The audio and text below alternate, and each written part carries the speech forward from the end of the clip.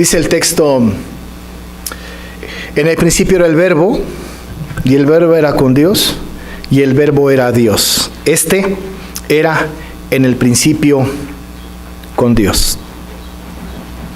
Estamos en una serie de sermones que ya empezamos, que tienen que ver con los yo soy de Jesús. Y vamos a estar estudiando a lo largo de este trimestre esta sentencia del Señor de yo soy. Y es muy importante para nosotros estudiar esto, porque el concepto que nosotros tenemos de Jesús, si bien es cierto, es claro, lo tenemos, pero viene bien que vengamos a la palabra del Señor y que podamos descubrir con más claridad, de una manera un poco más teológica, quién dice Jesús que es. Sí nos importa a nosotros que nos enseñen quién es Jesús. Normalmente, cuando nosotros somos creyentes o vamos creciendo en la casa, nos van diciendo a nosotros, personas externas, quién es Jesús. Muchas de las veces nosotros hemos crecido aprendiendo las cosas de la fe más por tradición y por comunicación oral de una persona a otra, de una generación a otra. Hemos aprendido más así que viniendo a la Escritura y viendo lo que el Señor quiere o lo que el Señor dice de sí mismo. De tal manera que entonces hay creyentes que crecen toda su vida y crecen y dicen creer en el Dios de sus padres.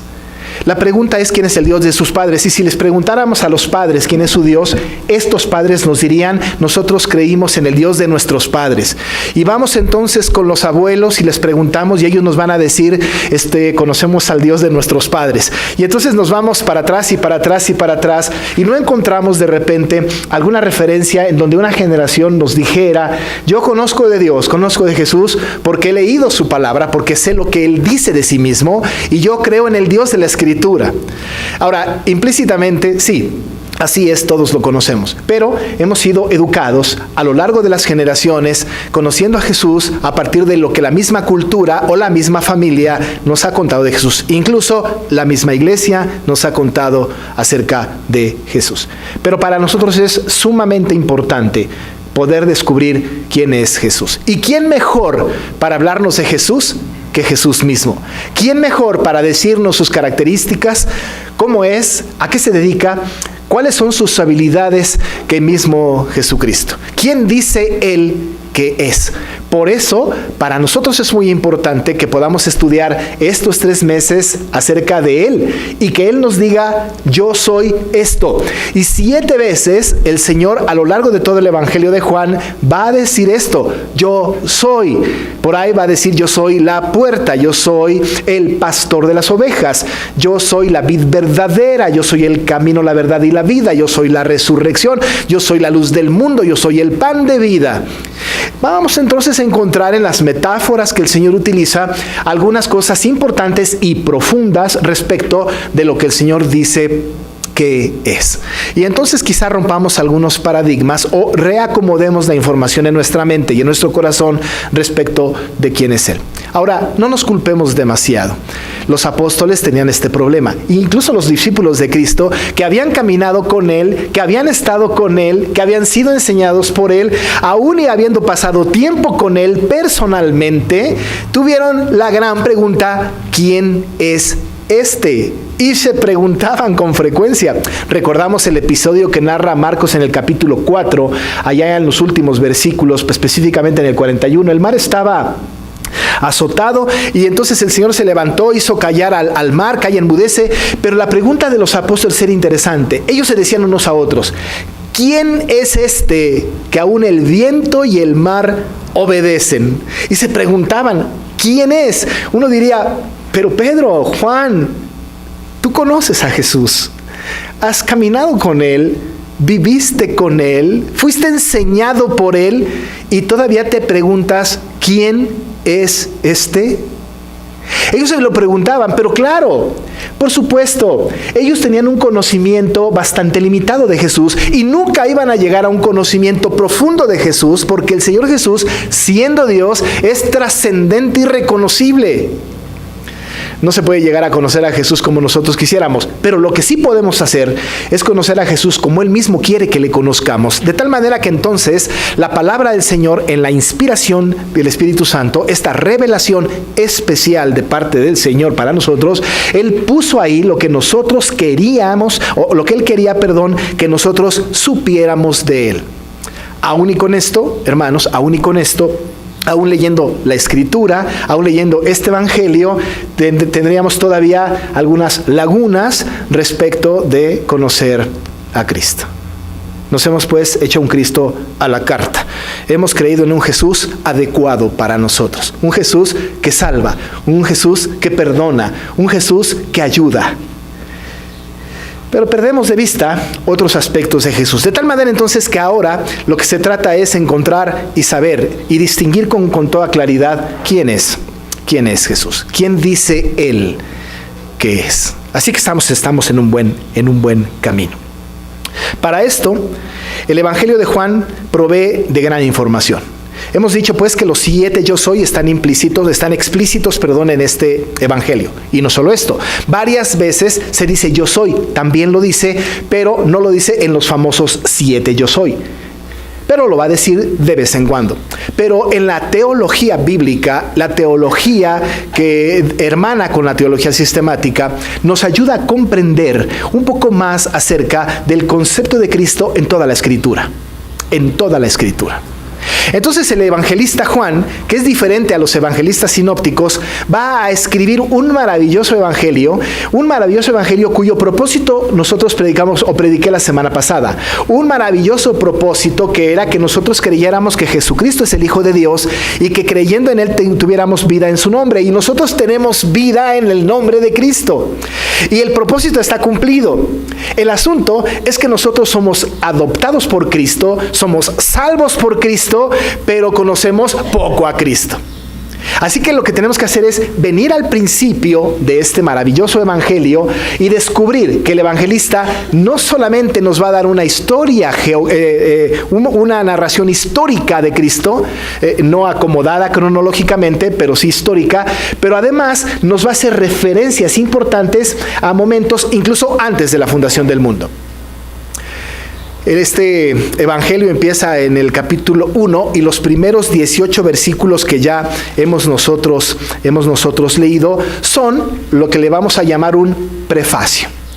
Este prefacio es una manera de hablar acerca de Cristo de manera implícita. Hay dos secciones en el Evangelio de Juan desde el punto de vista didáctico. Una sección es la sección implícita y la otra es la sección explícita. La implícita es en donde se habla de Él y se hace referencia de Él respecto de su eternidad pasada. Y la manera explícita es a partir del versículo 19 del capítulo 2 y hasta el final del Evangelio, nos va a hablar acerca de Él de manera explícita, es decir, cosas concretas que hizo. ¿Dónde caminó? ¿Qué milagros hizo? ¿Con quién platicó? Cosas muy explícitas, incluso hasta comprobables históricamente. Pero el prefacio es muy importante. Los que saben de la teología de este texto, la cristología de Juan, entienden que en el prefacio está prácticamente contenido todo el Evangelio. Es decir, si nosotros tuviésemos nada más el prefacio, ahí está contenido todo el Evangelio. Luego lo va a explicar, pero en este prefacio está prácticamente el resumen de todo el Evangelio. Por eso es tan importante, por eso es vital para nuestro entendimiento, para nuestro conocimiento. Para que nosotros sepamos quién es Cristo, hemos de venir pues al prefacio. Porque en el prefacio, en estos 18 versos, el Señor, Dios, inspirando a Juan, nos va a decir muchísimas cosas, muchísimas.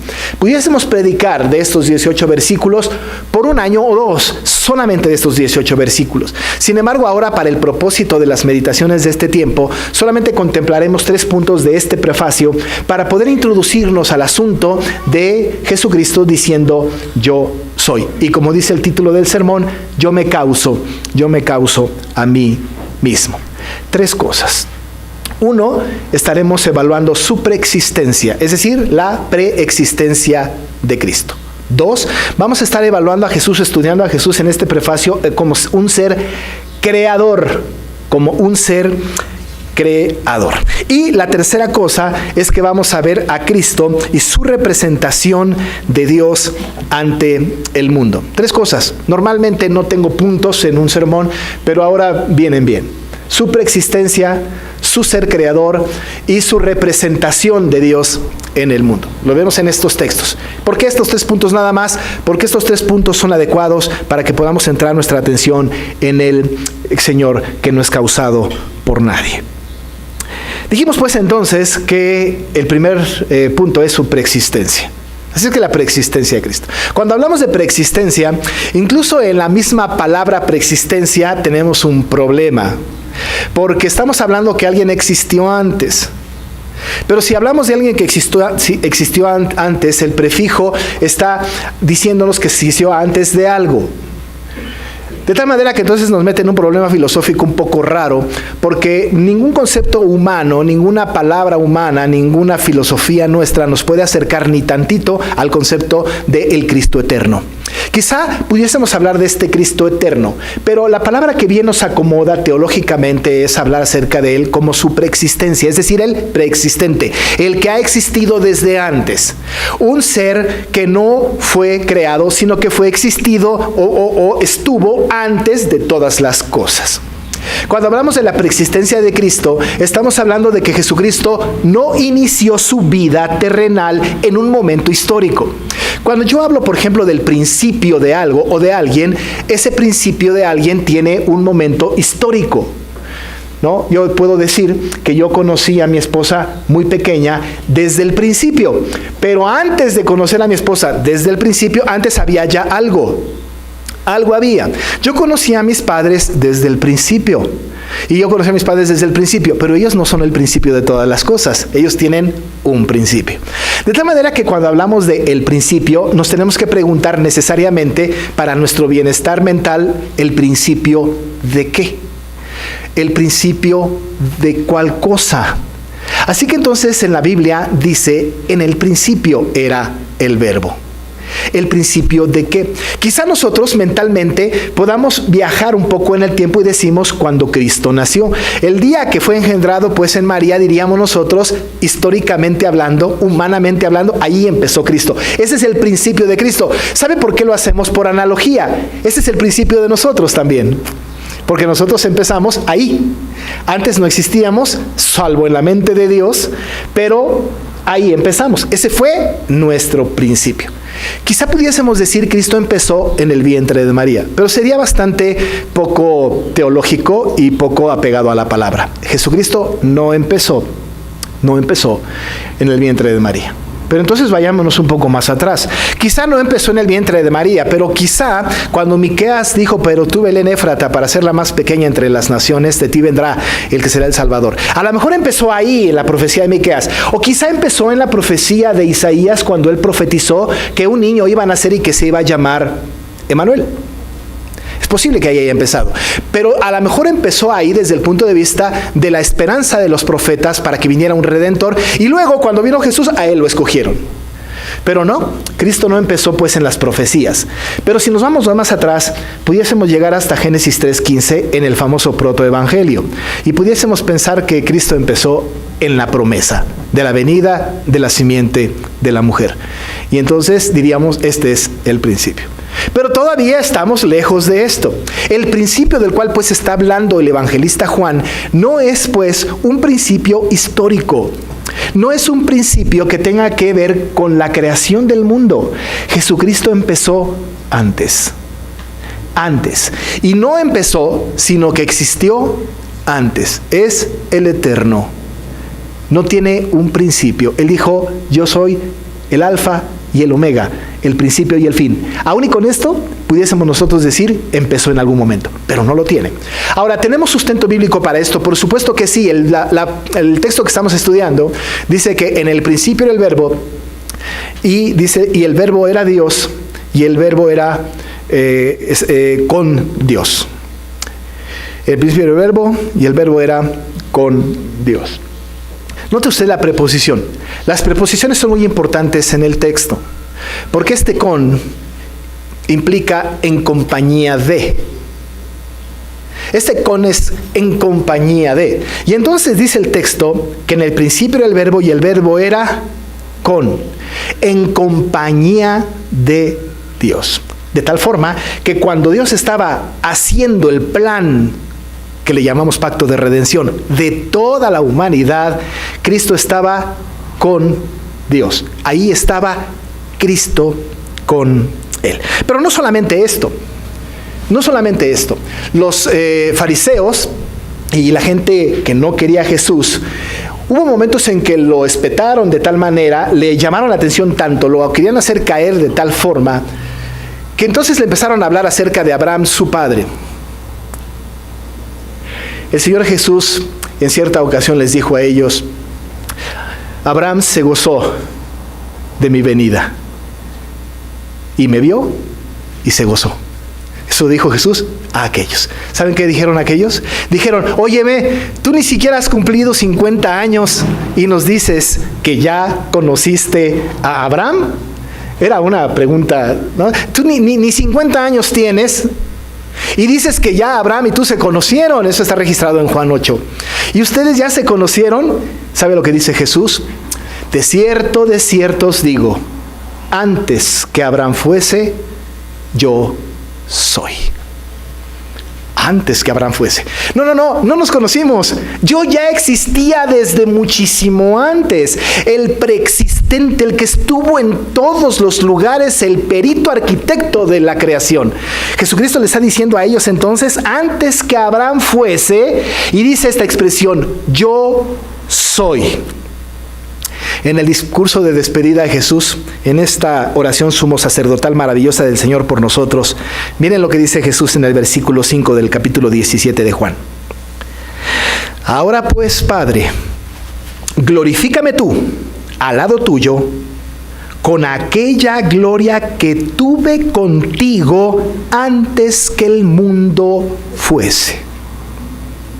Aquella gloria que tuve contigo antes que el mundo fuese, estuve contigo antes siquiera de que el mundo fuese. Jesús está diciendo de sí mismo: he existido desde siempre. Nadie me creó. Nadie me creó. Hay un pasaje poco utilizado, pero precioso, que yo se lo voy a enseñar ahora para que tenga la herramienta. Está en Proverbios 8. ¿Se habla de la preexistencia de Cristo en Proverbios 8? Sí, ese es nuevo, ¿eh? Los demás usted lo conoce, pero este es nuevo. Proverbios 8. Miren nada más, hablando proféticamente desde luego, el proverbista, hablando de Cristo. Proverbios 8. Versículo 27 al 30. Disfrútelo. Cuando formaba los cielos, allí estaba yo. Cuando trazaba el círculo sobre la faz del abismo, cuando afirmaba los cielos arriba, cuando afirmaba las fuentes del abismo, cuando ponía el mar su estatuto para que las aguas no traspasasen su mandamiento, cuando establecía los fundamentos de la tierra, con él estaba yo ordenándolo todo, y era su delicia de día en día, teniendo solaz delante de él en todo tiempo. Dice el proverbio: con él estaba yo ordenándolo todo. ¿Dónde ubicamos entonces a Cristo? ¿Dónde ponemos el inicio de Cristo? Tenemos que poner el inicio de Cristo antes de todas las cosas. Y si ponemos a Cristo antes de todas las cosas, estamos hablando de que Él es preexistente. Existe antes de todas las cosas. Esto es muy importante para nuestro conocimiento y es muy importante para nuestra reflexión de yo soy, porque el Señor Jesucristo dice yo soy, y no está diciendo yo soy uno entre todos ustedes. Está diciendo yo soy el preexistente, el que ha existido desde siempre, el que creó los cielos y la tierra. Yo soy el preexistente. Estaba en el principio con Dios. Pero la segunda cosa que él dice motivo de nuestra reflexión, no solamente es que Él es preexistente, sino que Él es un ser creador. No solamente estuvo con Dios cuando hizo todo, sino que, ¿qué creen? Él fue el que hizo todo. Versículo número 3. Todas las cosas por Él fueron hechas. Y sin Él, nada de lo que ha sido hecho fue hecho. Todas las cosas por Él, todas las cosas por Él fueron hechas. Hemos de tener cuidado porque por ahí los enemigos de Cristo, que por ahí se llaman también testigos de Jehová, dicen que por Él tiene un sentido más filial. ¿En qué sentido? En el sentido de por amor a Él. Dice el texto, todas las cosas por Él fueron hechas. Es como, ellos dicen, es como si el Padre, ¿no? El Padre, Dios, dijera, amo tanto al Hijo que escogí, que por Él hago todas las cosas. Es como cuando uno es novio, ¿no es cierto? Yo le decía a mi esposa, por ti haría cualquier cosa. Es una mentira piadosa esa. Por mis hijos hago cualquier cosa. Es más, nos pudiésemos un poquito más pastorales y yo diría yo, por la iglesia haría todas las cosas. Pero este sentido es emocional. Este es un sentido de entrega de mí hacia ustedes, de mí hacia mi esposa hacia mí, de mí a mis hijos. Y qué sé yo, es una cosa entre nosotros, es más filial. Aquellos enemigos de Cristo y de la eternidad de Cristo y de la deidad de Cristo dicen que este es un sentido así. Que cuando el texto dice todas las cosas por Él fueron hechas, significa que por amor a Él todo se hizo. Como si Dios dijera, amo tanto a mi Hijo que escogí en la historia de la humanidad, entre tantos, que por Él hice todo esto. Pero nada más lejos de la realidad.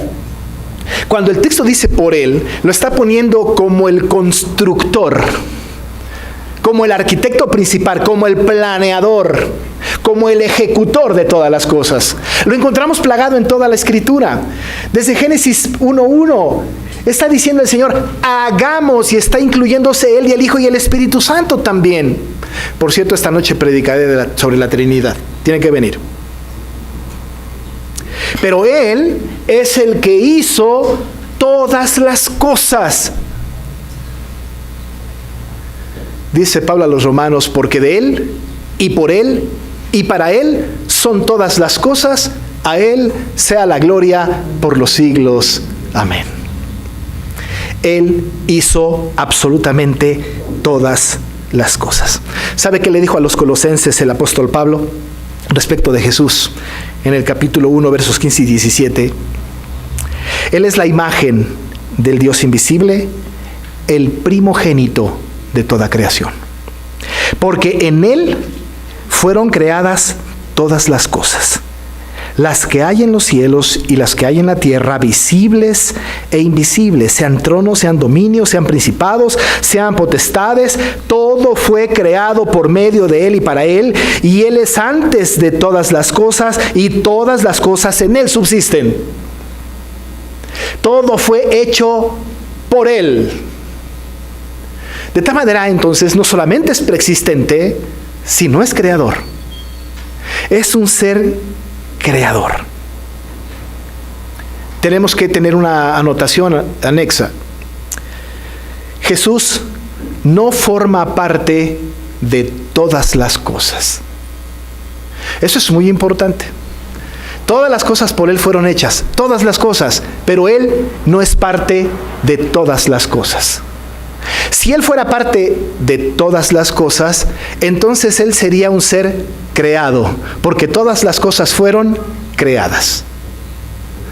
Si Él fuera parte de todas las cosas, entonces no creeríamos que Jesucristo es Dios, porque fue creado, pero Cristo no fue creado. Él existió antes de todas las cosas. El título del sermón viene de ahí. Titulé el sermón, Yo me causo a mí mismo, porque justamente Él no es el efecto de una causa, ni siquiera la causa misma. Ahora déjeme que le explique esto. Todos nosotros somos efectos de una causa. Todos. Lo que nos causó a nosotros fueron nuestros padres, y a nuestros padres los suyos, y a los suyos los suyos. Todos nosotros somos efectos de una causa, y de repente nos erigimos también como causa de un efecto, porque nuestros hijos son causa nuestra. No digo culpa, pero digo causa. De tal forma entonces que todo es causal, ¿no es cierto? Hay una causa y un efecto. Todos somos efecto de una causa, porque hay algo atrás de nosotros que nos causó y nosotros somos ese efecto. La historia de la humanidad entonces está llena desde la creación del efecto de la gran causa. No pudo haber sido nada, no pudo haber existido nada, no pudo haber existido ni siquiera el pensamiento del hombre si no hubiese sido por el gran causal de todas las cosas que era Dios. Si decimos que Jesús es parte de algunas cosas o de las cosas que están en el mundo, diríamos que Él es el efecto de una causa. Pero no, Él es la causa de todas las cosas. ¿Pero quién lo causó a Él? ¿Quién fue la causa de Él? La causa de Él es Él mismo. A mí nadie me causa. A mí nadie me creó. Soy el eterno, el preexistente, el que ha existido desde siempre. Este conocimiento es muy importante para nosotros, porque cuando hablamos de los yo soy de Jesús, cuando Él dice yo soy, estamos hablando de que Él, yo soy, no es causado por nadie. Absolutamente por nadie. ¿Dónde encontramos, amados hermanos, esta referencia? Justamente la encontramos en el pasaje de Éxodo, capítulo 3, versículo 14. Este yo soy es muy importante. ¿Se acuerda usted, Moisés? Llegó a la presencia de Dios, Dios le dijo, vete a Faraón y dile, deja salir a mi pueblo para que me adore en el desierto. Y entonces Moisés, que era tartamudo por cierto, le dijo al Señor, está bien, voy a ir con Faraón. Y si me pregunta, ¿quién te manda? ¿Quién le digo que me manda? Le dijo, yo soy el que soy, te manda. Pero en ese versículo dice, yo soy. Diles que yo soy, te manda. Yo soy es una expresión hebrea de un tetragrama impronunciable. Ese yo soy son 4 consonantes que juntas no se pueden leer de ninguna manera. Usted trata de hacerlo, ponga 4 consonantes juntas y léalas sin ninguna vocal. Es imposible. Imposible. Era un tetragrama pues impronunciable, pero eran 4 letras importantes. Esas 4 letras son yo soy. Luego tuvieron que ponerle vocales para que fuera Yahvé o Jehová. Y entonces ya se podía pronunciar. Pero cuando se dice yo soy, se está hablando de Dios. Se está hablando pues del absoluto, del creador, del soberano, del todopoderoso, del creador del cielo y de la tierra. Cuando Jesús vino, se encarnó y vino a habitar entre nosotros, arrogantemente, no, con toda autoridad, Él tomó la expresión de Dios y dijo, yo soy. Porque Él era justo el Dios del cielo y de la tierra. Yo soy. El Señor no fue ahí utilizando el pronombre de la primera persona en singular yo, y el primer verbo o el verbo ser o estar en primera persona del singular en presente activo, sino que utilizó una expresión del Antiguo Testamento, en la teología bíblica del Antiguo Testamento, como el Todopoderoso, el Señor de los ejércitos, Jehová mismo. Yo, dijo Él, yo soy. Y nadie me causa, nadie me inventó, no fui parte de la imaginación de nadie. Yo soy el preexistente, el creador, el eterno. Pero este preexistente, este creador, este eterno, tuvo una tarea: representar a Dios en el mundo. Esa fue su tarea. Eso fue lo que hizo. Versículo 14 y 18, miren cómo lo dice. Y aquel verbo fue hecho carne y habitó entre nosotros y vimos su gloria, gloria como del unigénito del Padre, lleno de gracia y de verdad. Y el 18, a Dios nadie le vio jamás. El unigénito Hijo, que está en el seno del Padre, Él le ha dado a conocer. Cuando Jesús vino, fue Dios quien vino. Y cuando Jesús vino y se encarnó en María, sucedió algo que los teólogos llaman la unión hipostática. Eso está bien que lo anote para que cuando llegue a casa lo consulte y vea que lo que estoy diciendo es cierto. Unión hipostática con H. ¿Qué significa? Es justo la unión de dos naturalezas de Cristo, la humana y la divina. Cuando se habla de unión hipostática se está hablando pues de la unión de las dos naturalezas completas, no a medias, completas. La humana y la divina. Se conjuntaron las dos naturalezas de Cristo en un solo ser. Y vimos su gloria como la del unigénito del Padre, lleno de gracia y de verdad. Esta unión hipostática logró que fuera, como dice el texto en Isaías, Dios con nosotros. La expresión Emmanuel, Dios con nosotros, tiene las dos naturalezas. Dios, la naturaleza divina, con nosotros, la naturaleza humana. En este nombre entonces está contenida la unión hipostática. De tal forma entonces que cuando Cristo vino y se hizo carne y habitó entre nosotros, se experimentó esa unión hipostática donde la divinidad, Cristo el eterno, Dios el preexistente, el creador, vino y se hizo carne en su naturaleza humana y estas dos naturalezas habitaron entre nosotros. Déjeme decirle otra cosa, no hubo antes de él ni habrá después de él otra persona que tenga esta característica. No habrá más nadie. Nadie más sobre la faz de la tierra vendrá con una naturaleza divina y con una naturaleza humana al 100% cada una de las dos. Solamente Cristo. Por eso vimos su gloria, como la del unigénito. Y unigénito no tiene muchos, del Padre, lleno de gracia y de verdad. Pero llegó. Dice el texto que a Dios nadie le vio jamás. Nadie. Cuando Moisés estaba en el desierto, solamente vio la espalda de Dios. Y le dijo al Señor que se mostrara y le dijo, nadie podrá verme y vivir.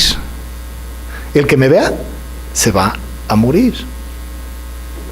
Se va a morir. Nadie podía ver a Dios. Vamos, cuando Moisés bajó del monte, aún el reflejo que él traía en su rostro era imposible de ver por la gente que estaba esperando a Moisés bajar del monte. Si solo la imagen, el reflejo de Dios era imposible de ver, ¿cuánto más la misma presencia de Dios? A Dios nadie, dice el pasaje, nadie le vio jamás. Pasaron años, hermanos, siglos. Pasó mucho tiempo entre los profetas, los patriarcas y los profetas. Nadie vio a Dios jamás. Nadie. Pero cuando este verbo se hizo carne y sucedió esta unión hipostática de las dos naturalezas humana y divina de Cristo, este unigénito del Padre, Él, dice la Escritura, le dio a conocer. A Dios nadie le vio jamás. El unigénito Hijo, que está en el seno del Padre, Él le ha dado a conocer. Jesús dijo, el que me ha visto a mí, ha visto al Padre. Pablo a los colosenses les dijo, porque en Él habita corporalmente toda la plenitud de la deidad. Pasaron todos los años de la humanidad hasta que Cristo vino. Y cuando Cristo vino, vimos a Dios. Tomás, cuando le vio, le dijo, Señor mío y Dios mío. Cristo es Dios. No solamente representó a Dios, se representó a sí mismo en la tierra. Así que este Señor maravilloso es el yo soy que va a hablar 7 veces en el Evangelio. El preexistente, el ser creador y el representante de Dios en la tierra. Este ser maravilloso va a hablar 7 veces. Y en cada yo soy va a decir, nadie me causa, yo me causo a mí mismo. De tal manera, hermanos, que cuando estudiemos esto, y sigamos estudiando esto, venga a nuestra mente que cuando el Señor Jesús dice, por ejemplo, yo soy el pan de vida, Él es mucho más que un pan. La metáfora solo acompaña una verdad espiritual profunda. La puerta solamente acompaña una verdad espiritual profunda. La resurrección solamente acompaña una verdad profunda espiritual. La vid verdadera solamente acompaña una verdad espiritual profunda. Todas estas cosas señalan al preexistente, al Creador, a Dios en el mundo. Por eso le alabamos. Conocer a Cristo nos tomaría toda la vida. Pero estudiemos la palabra, porque no solamente está contenido en el Nuevo Testamento, sino que el Antiguo Testamento está plagado de Cristo. Sin Cristo, el Antiguo Testamento no tendría ningún significado. Alabamos a este Señor, le bendecimos y en su nombre vivimos, existimos, somos y esperamos su segunda venida. Oremos. Padre amoroso, tú te has manifestado, Señor, a nosotros a través de tu revelación especial que es tu palabra, y en ella encontramos quién es Cristo. Él mismo lo dijo, yo soy. Pero no lo queremos conocer, Señor, como un personaje de los libros de historia. Lo queremos conocer como el eterno, preexistente, como el Creador, como Dios con nosotros. Señor, queremos conocer a Cristo profundamente porque Él es nuestro Salvador, nuestro Creador. Y porque vamos a vivir con Él para siempre. Ayúdanos, Señor, no solamente para tener un conocimiento intelectual de Él, sino para tener una relación profunda con Él. Te lo pedimos en su nombre. Amén.